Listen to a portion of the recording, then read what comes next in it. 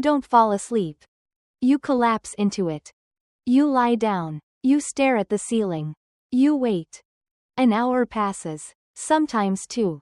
You check your phone. It's 2 a.m. You have to be up in 5 hours. And somewhere in the back of your mind, a quiet, familiar panic begins to set in. What if you can't sleep?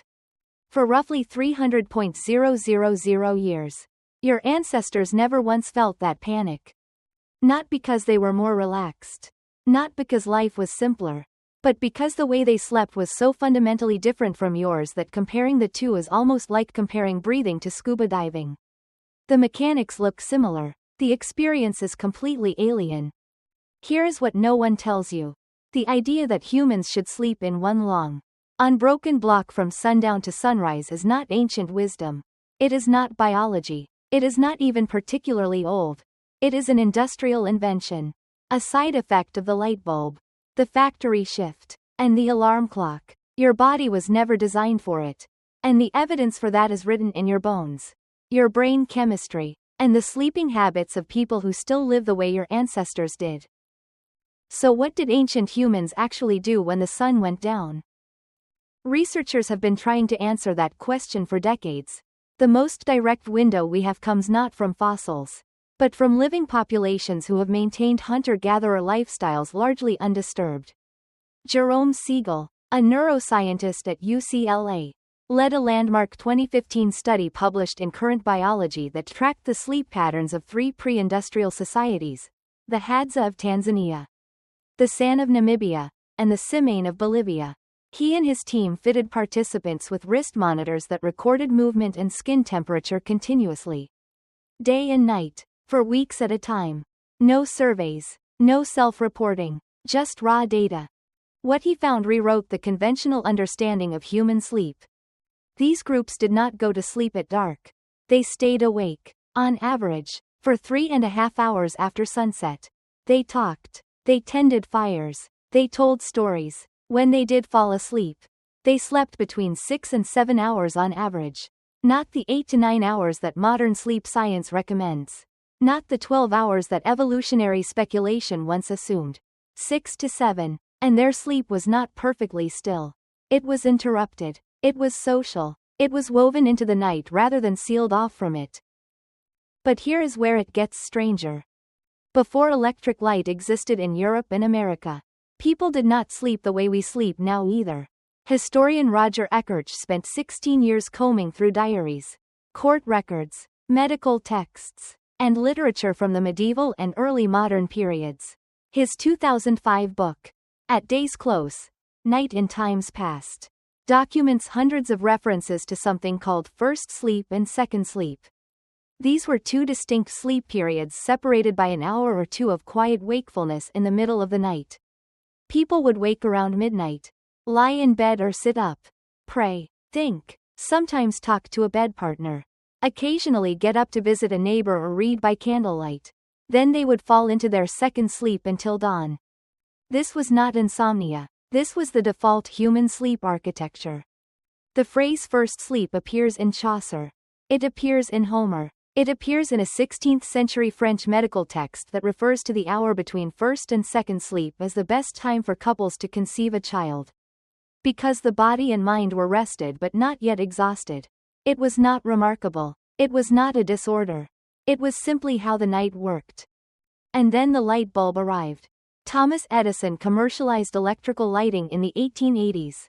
Within 2 generations, the entire concept of 2-phase sleep had vanished from Western culture so completely that people had forgotten it had ever existed. The night became a problem to be defeated. Sleep became a productivity metric. And anyone who woke in the middle of the night and could not immediately fall back to sleep was told they had a disorder. Russell Foster, a circadian neuroscientist at Oxford University, has argued that what we now diagnose as sleep maintenance insomnia in millions of people may, in many cases, simply be the natural re-emergence of the ancestral sleep architecture that existed for hundreds of thousands of years before it was suppressed.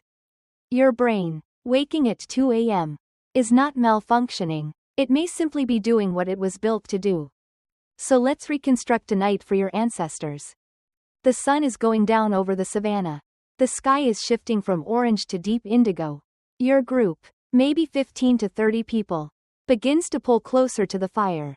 Not because someone announced bedtime, but because the fire is where the warmth is, where the safety is, where the conversation is. Polly Wiesner, an anthropologist at the University of Utah, published research in 2014 in the Proceedings of the National Academy of Sciences analyzing recorded conversations among the Jew, Honski Bushmen of Namibia.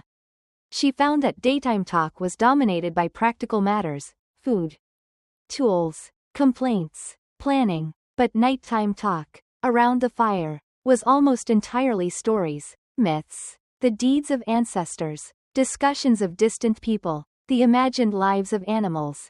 The night was when the mind opened up. You don't lie down alone. You lie down in a pile. Literally, your ancestors slept in close physical contact with other members of their group. Children pressed against mothers. Adults pressed against siblings or partners. Body heat was survival. The idea of a private bedroom, a single mattress, an individual sleep space sealed off behind a door, would have been incomprehensible, and not just impractical. It would have felt profoundly wrong, dangerous, lonely in a way that had no word yet. You don't sleep on the ground if you can help it. The evidence here is fascinating. Finds at Sibida Cave in South Africa, dated to roughly 77,000 years ago, show that ancient humans constructed sleeping platforms from layers of plant material, including leaves from species with known insecticidal properties. They were not just lying down. They were building beds, selecting materials, managing pests. The cave was also cleaned regularly, with old bedding burned and new bedding laid down. This is hygiene. This is forethought. This is comfort being actively pursued by people who had never seen a mattress. You sleep lightly. One of the consistent findings in Siegel's data was that someone in the group was almost always awake or in light sleep at any given hour of the night. This was not accidental. Anthropologists believe it reflects a form of passive group vigilance, a distribution of alertness across a sleeping community so that the group as a whole was never entirely unconscious at once. Your body, if you strip away the melatonin supplements and the blackout curtains and the white noise machines, still carries that legacy. The cat that walks on your face at 3 a.m. The sound of a car door that snaps you fully awake from deep sleep in half a second. Your nervous system is still on watch. It never fully clocked out. And then, before dawn, you wake, not with an alarm, with light, with birdsong, with the smell of dew and smoke. The fire has died down to coals. Someone is already adding wood. The world is becoming visible again. Slowly, from the dark indigo out. And for a moment, in that quiet between first sleep and second, you simply exist, not anxious about yesterday, not planning tomorrow, just aware, breathing, present in a way that modern life almost never permits. That awareness is not lost to you. It is only buried. Every time you wake at midnight and lie there in the dark, feeling the silence of your house, listening to the sound of your own breathing, some part of your nervous system is doing exactly what it was shaped to do over hundreds of thousands of years. It is not broken. It is ancient. It is your brain pausing between its two natural phases, the way it did in every cave and hut and open-air camp for the entire span of human prehistory. You don't fall asleep. You return to a rhythm older than language, older than fire, older than anything you could name. And when you wake in the dark, in the middle of the night, still and quiet, you are not failing at sleep. You are, for once, sleeping exactly the way you were built to.